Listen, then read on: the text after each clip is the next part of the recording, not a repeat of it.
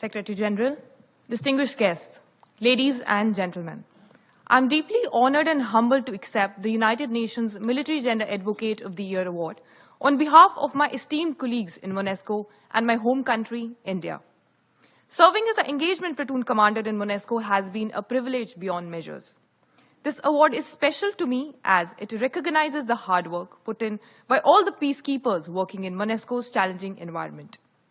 The engagement teams serve as a face of our contingent within the community, tirelessly striving to reach out to every segment of the DRC population.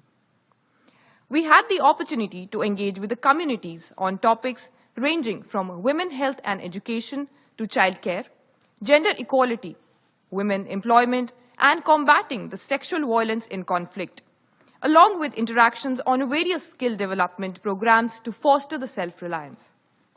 A gender perspective in the UN peacekeeping is essential for an effective, inclusive, and a sustainable peace process. Women and girls are disproportionately affected in the conflict, facing increased risk and abuse. The need of the hour is to mainstream the women in nation building, particularly in sectors of security and governance. We as peacekeepers should continue to address the needs of all those affected in the conflict and act as a role models for the society to implement a gender-sensitive approach for a lasting peace. None of these achievements would have been possible without the unwavering support of my dedicated engagement platoon, particularly Major Soumya Singh, my second-in-command. I'm also deeply grateful for the guidance and encouragement of my contingent, the cooperation of all the mission stakeholders, as well as the steadfast support of my parents. I extend my heartfelt gratitude to MONUSCO for appointing Captain Cecilia Arzua, the recipient of the United Nations Military Gender Advocate Award in 2022, as a gender advisor and mentor for the engagement platoons in MONUSCO. Her vast experience enriched our contribution. I encourage the United Nations and the member states to tap into the rich network this award has created.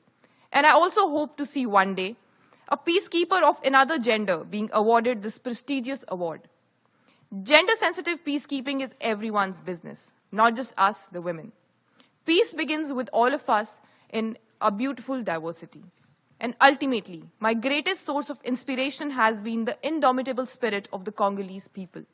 Their courage, resilience, and sacrifice motivated us as peacekeepers uphold the value of honor, integrity, and service before self.